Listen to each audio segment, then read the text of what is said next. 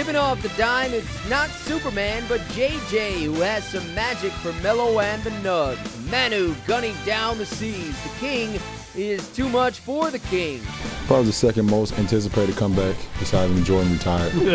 Flash has the Heat awfully hot, and Portland blazes through Oklahoma City. It's time for the dime. The right backside steal for Sugar. Nobody will catch it. LeBron comes in from the backside with the steal and throws that hammer down. Welcome to the Daily Dime. I'm Jim Basketball. Plenty ahead, like the Spurs invading Beantown, while LeBron and D. Wade playing like the stars they are. But first up, two of the league's top 5 teams from O-Town, Denver and Orlando, in a game that offered the likes of Carmelo Anthony, Chauncey Billups, Dwight Howard, and Vince Carter. But when the latter went down, it was J.J. Redick who stole the show, perhaps motivated by his alma mater heading to the Final Four for the first time since he was a Dookie. J.J. was A-OK on Sunday. Carmelo Anthony and the Nuggets in Orlando, and they clinch a playoff spot with a victory. But opening minute of the game, Vince Carter goes down. He runs into his screen while guarding Aaron Aflalo. Sprained right big toe. VC's day is done. So J.J. Redick steps in, and he steps up, doing it from deep there. Then off the drive, Redick then fakes, drives, connects on this floater. Orlando was up a point at the break. 13 of those points came from Redick.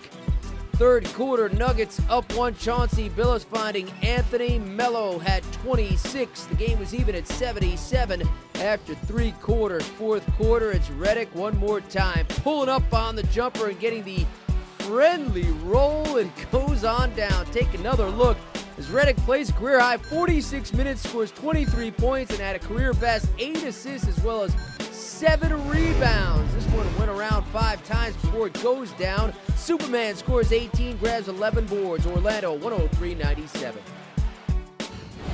What does it mean to come together? Vince goes down. Everyone to come together and win a game like this. Well, it feels good. You know, JJ stepped up. He played great tonight. Also, Ryan Anderson, he hit some big shots tonight. And I think that's what got us over the hump. So we got to continue to get better. I like the fact that we're gelling and we're staying humble. So, you know, we got to keep this thing rolling.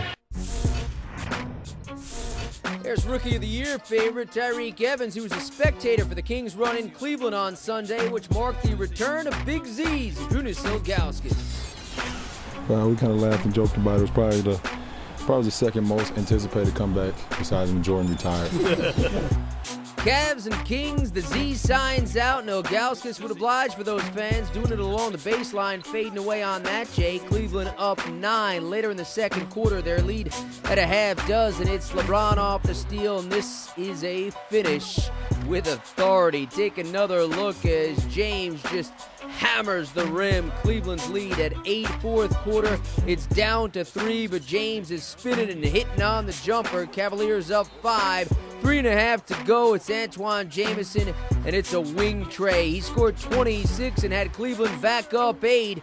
Just over 2 minutes to go. It's James beating the shot clock and sealing the deal on this one, doing it from downtown. LeBron scored 34. Cleveland at 32-4 at home. 97-90 to the final. Tim Duncan and the Spurs visitors to the Boston Celtics. Picking up third quarter, it's Richard Jefferson who will follow his own miss. RJ scored 16, had 11 rebounds, and here had the Spurs up 54-46. Later in the quarter, it's Jefferson, a giver for Tim Duncan, who took just 8 shots all night but hit half of them. Spurs outscored the Celtics 33-17 in that third, and it was capped by Manu Ginobili. The running tray off the window goes down. He scored 28 and had San Antonio up 17 heading to the final quarter, where George Hill finds DeJuan Blair. The rookie hit 3 of his 4 shots, including this of the high percentage variety. He also had 11 boards. Ray Allen and Rajon Rondo missed 12 of their 17 shots. This game all San Antonio, 94-73. Without Jermaine O'Neal, Dwayne Wade and the Heat in search of their season-high 5th straight win. Home to the Raptors. Third quarter, though, Chris Bosh baseline off the reverse. He scored 19 and had Toronto up 74-59, but the Heat fight back. Fourth quarter, Wade taking it all the way to the cup on the finish. He scored 32. The Heat within 4. Then under 2 minutes on the clock, they're down a deuce. Udonis Haslem came up huge. Gets that floater to go down, hit 10 of his 11 shots, scored 23, and had the game even at 89. Next touch, it's Wade, the giver, finding Carlos Arroyo, who sinks the jumper to give Miami the top side of the scoreboard. They held on to that slim 2-point margin. In the final seconds, it's Arroyo sinking the freebie. It's a 3-point game off the inbounds. Toronto needs a 3 to tie. Antoine Wright goes deep, but it's Wade playing DB, getting the pick, and Miami holds on for that 5th straight win, taking this one 97-94. First of all, we struggled through this game. We struggled for the majority of this game. Our defense, enabled us to at least stay close to striking distance, till we start making plays and start getting shots. So this was probably the biggest resolve of our team all season.